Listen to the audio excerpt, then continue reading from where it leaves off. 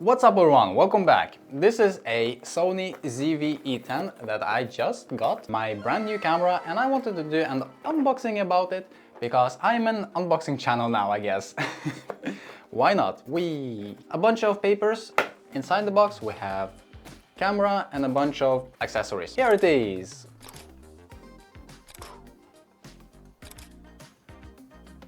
Very nice. It has a flip out screen. What? Not all cameras have it. This camera comes with a kit lens, pancake zoom, 16 to 50, 3.5 to 5.6 aperture. It's a small cute lens, nothing special about it. I'm gonna switch it up with my other Sony 16 to 50 f4. This one is easy and nice if you're just walking around and want to vlog, because this camera is targeted for vloggers, as it says in the box. It's an E-mount, meaning it's a crop sensor. For this price, don't expect to get a full frame camera. Okay, let's finish the unboxing. Inside the box we have a charger, other part of the charger. So you need to use a cable to plug inside your camera for charging. You connect this cable to the camera, this thing, and this thing goes into the wall. I charge my camera not with a cable that goes into the camera like here, because I use one of these. So you just take out your battery, slide it inside, and then connect this to the wall. So if you have spare batteries, you can swap them out, put them on charging, and you're good to go. And beside the cables we have a neck strap. Okay, this is my first time making a unboxing, so please bear with me. I'm not good at this. Can easily connect, because some of them are not easy. There's this hose around here, and the strap goes just around here. So not that difficult. On some cameras they have like really tiny hose, and you need additional like thingies to go through this and then go through the strap. Anyways, this is good. This is good. And the last thing in the box is this little guy, which you put on top of the camera. The way you use it is, I have no idea actually. This is the microphone, this is the cold shoe. So you just slide it into here, like this. And now you have a cute little fluff on top. So since this camera is targeted at vloggers, they try to advertise it as having an amazing microphone. So you don't need any other accessories. You just buy it with the kit lens, pop it open, and you start vlogging. But to be honest, from what I've seen, the audio quality is not amazing, not great. And having good quality audio is very important if you're planning on making any videos. You can use a microphone like I have here, a lavalier microphone, or you can buy an even cheaper solution, which is a Rode Video Micro, like this. And they also include a huge dead cat on top to reduce the wind noise. Slap it on top here, and instead of using the included trash one, you can just screw this on top, plug it in, and you have much better audio quality. Yes, I didn't mention, but one battery is included with the camera, and it's your standard FW50 batteries, I think. Yes. The OEM, meaning the original ones, are kind of expensive. I think they're like, I might be wrong, but I think they're like $50 for one battery, which is way too much. And it's a steal. Never buy them. So buy fake ones, but good quality fake ones is my recommendation. Let's talk about specs. As I said, it's a crop sensor, meaning APS-C, meaning you don't need to buy really expensive lenses, only the crop sensor ones, and they are much cheaper. 24.2 megapixels. It takes images in RAW and JPEG, which is really nice because then you can edit them. It is 8-bit camera, which is good enough in my opinion. So you can shoot in RAW video as well, like S-Log2 or Cine 1, but it's a little bit tricky, so you need to have really good lighting if you want to do that. It only shoots 4K 24 or 30 FPS. If you want to get 60 frames per second, you need to go up to 1080p. I mean, down. Holy shit, talking is difficult. This is unscripted video, by the way. This is my first time. It has really good eye tracking and autofocus and all that Sony stuff. It's decent in low light, built-in microphone. It has a lot of fun functions like the product showcase. One important thing to mention is that it only has 3 modes: photo, video, and S&Q mode, which should be good enough, right?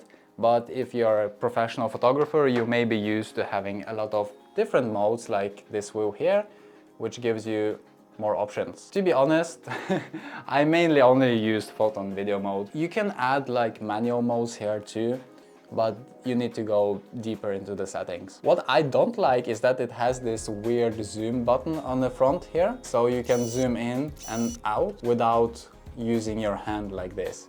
And I just feel it like, I don't know why is it there, I don't like having it. I'm used to having this. On my older camera, this is where the on-off switch was, now it's here.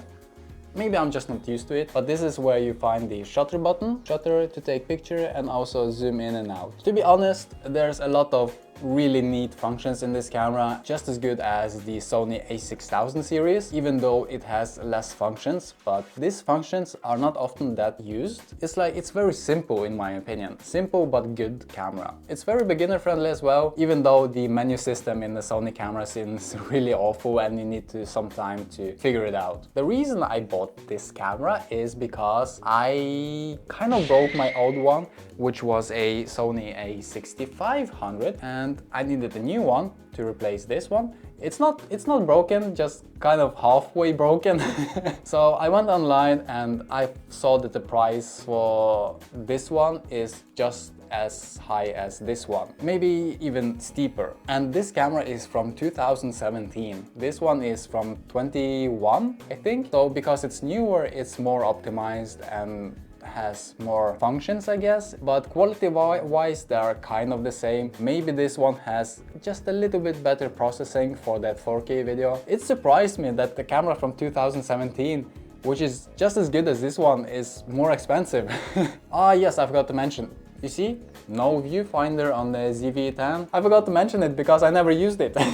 The screen on Sony's are so good that you don't need to like do this. It has more buttons that you can customize, but to be honest, I probably will get used to with having less buttons, which is fine. So that's the reason I bought it. I wanted to have a camera that is just as good as the a6500 in the same price range. I was actually thinking of buying the exact same one, or maybe the a6400, but this one was cheaper, which is weird. A couple other things that I noticed is that the texture on the grip is not as good. It feels like plasticky and cheap, and the grip to have your fingers inside is much smaller and it makes it easy for fingers to slip out. Meanwhile, on my old camera, it had a much deeper grip. So deeper grip meant that I didn't need to have a wrist strap around it. I was comfortably holding it like this with a heavy lens. And the texture on this one is kind of like a leather-like, like it's very leathery and it's much more comfortable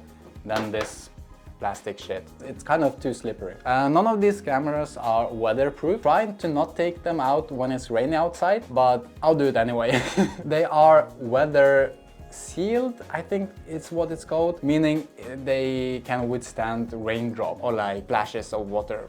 It's kind of weird. They try to basically avoid saying anything about being water or weatherproof so they can issue the warranty in case something happens. But after my extensive use of the a6500, it can withstand rain pretty decently, weather and rain and snow. I'll be using it for mainly photography and making YouTube videos. Photography is my part-time job, so I need a decent quality camera. For photography, lenses are more important than the body. Investing in a good quality lens like this one is much more important, and they will last you much longer than the camera body. And for video, it's kind of the same, but it's nice to have 4K options. It's light and compact, which I like, and there's few buttons. A big red button, finally.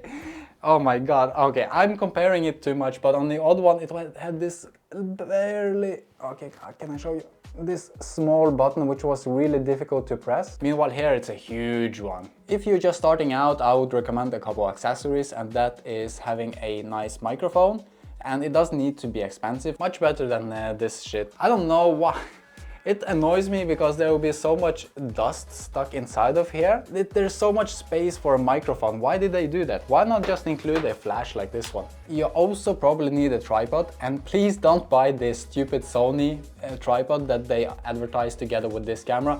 It's so expensive, like $100 or $200, and it's trash. It has a lot of fancy like Wi-Fi connection functions, but if you do that, your battery will drain much faster. So I always put my cameras in airplane mode. You can buy any cheap Manfrotto tripod here and you just screw it in, and this one is like 30 bucks. So should you buy it? If you're looking for a camera in this price range, then yes, depends on where you live, but here it costs around $600 to $800, depending on if it's sale or not, but usually retail new for $800 with the kit lens, maybe even $900. But in Norway everything is expensive, so I usually buy things used. If you're starting out, buy it with a kit lens, try it out, then you can upgrade. If you're looking for any of the other A6000 series cameras, then this is kind of the best choice. If you can find a cheap A6400, that might be just as good. There's other cameras that are really nice, like the Canon EOS Mark 50, I think, but that camera is a couple $100 cheaper than this one. It's not as good in the low light, it doesn't have any picture profiles, and its autofocus is kind of garbage. So if you're only going to use it for photography, then it's fine. For video, I would always recommend Sony cameras. Okay. This was my first unboxing video. Thank you for watching. Bye!